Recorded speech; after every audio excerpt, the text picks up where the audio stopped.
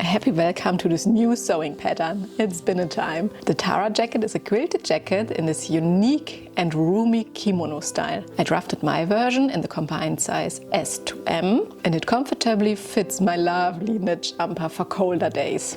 I created the quilt design by myself using 16 cm squares with included seam allowance. I marked the squares on my fabric pieces and cut them all in the same size. This was a more-day make because I wanted to create the fabric squares in a diamond shape and then sew it in horizontal and vertical lines.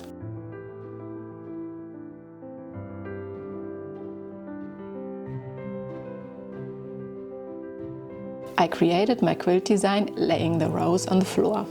I pinned them in place and sew row after row. In the process, I unfortunately experienced a shortage of my fabric scraps. Because I wanted to stay in this color scheme and reduce my pile of leftover fabrics, I had to get creative with my paper pattern. So my tip for beginners is to start with a pre-quilted pattern or a quilted blanket. Make sure you give the fabric a good press after each step.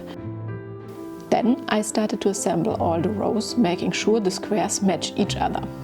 After this step, I attached flieseline to the back of my fabric design. Here you see me using the spirit level to mark the individual rows. The marker I use looks like a normal pencil, but it's my magic tool that gets invisible when exposed to heat. Sewing all the squares also takes its time, but it's a fun experience when you slowly see the puffy quilted rows appear.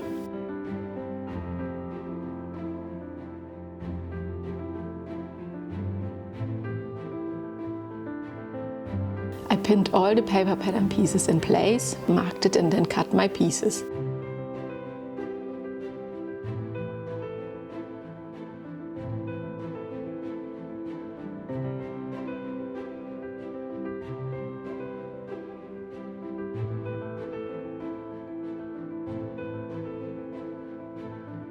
The lining fabric has to be cut in the same way.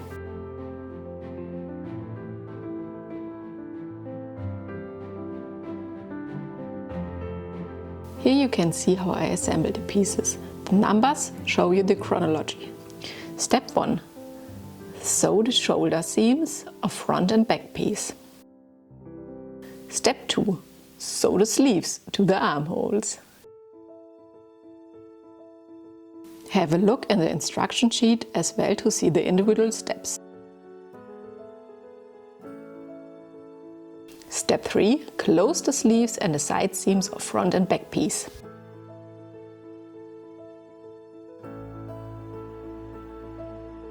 These steps have to be made with the main fabric and the lining fabric, so repeat all 3 steps.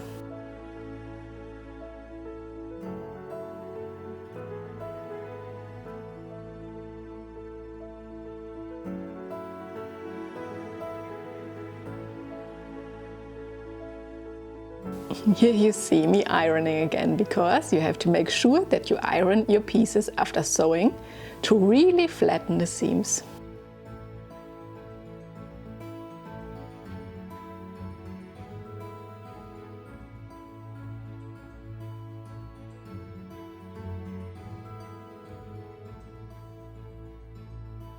Now the jacket gets its front panel, which I created with the same fabric straps.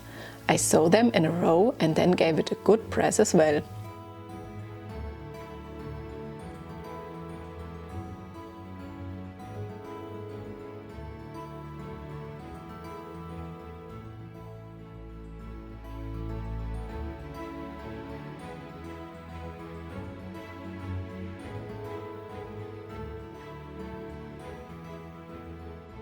It is time for my favorite part. Insert the lining to the jacket and make sure the seams match up. The wrong sides should be facing.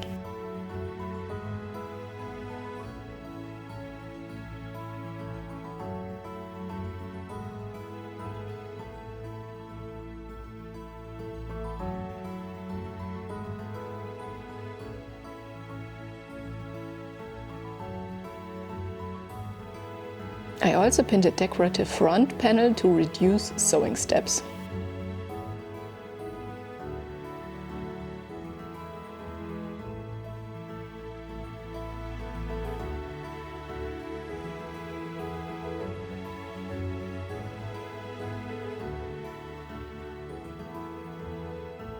I sew it to the lining side of my jacket. And then inserted the flieseline to avoid double layers where the seams match, because that would have really stressed my machine out. After this, I folded over and sewed a decorative front panel to the quilted side. A short note from me, do it like this if you like to add trim or decorative stitching to the panel. If not, you should consider hand sewing for an invisible thread and an even finish. Hemming this amount of layers wouldn't be easy for my sewing machine, so I decided to create a beautiful line with seam tape. I pinned it to the lining side first, sew it and then fold it over to the quilted side of my jacket.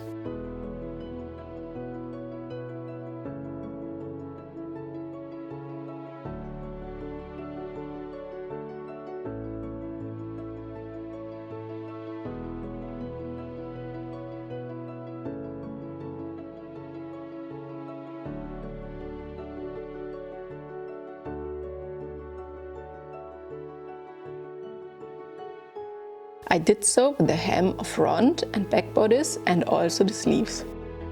After sewing it in place, I chose a decorative stitch on my machine to give the hemline and the seam tape a handmade finish.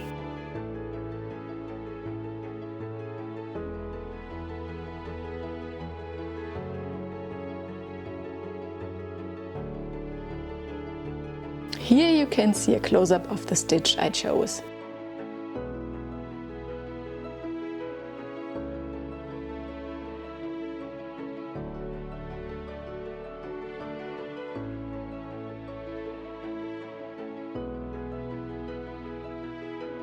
The sleeves will get the same lovely finish.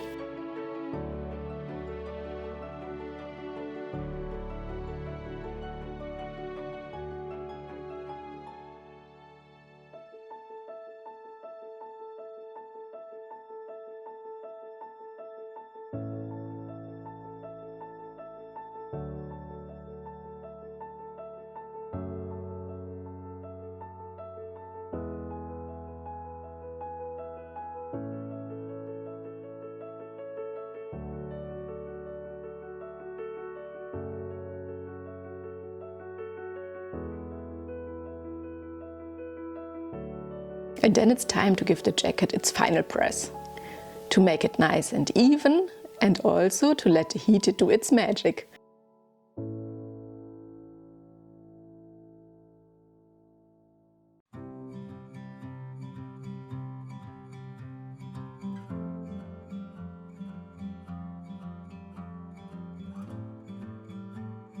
And with this, the Terra jacket is done.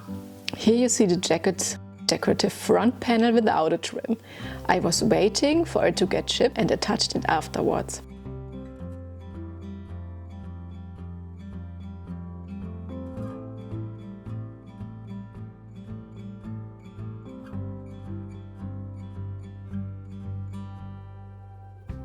I used some squares of the fabric from my Frenchy pants make and love how it looks like a set.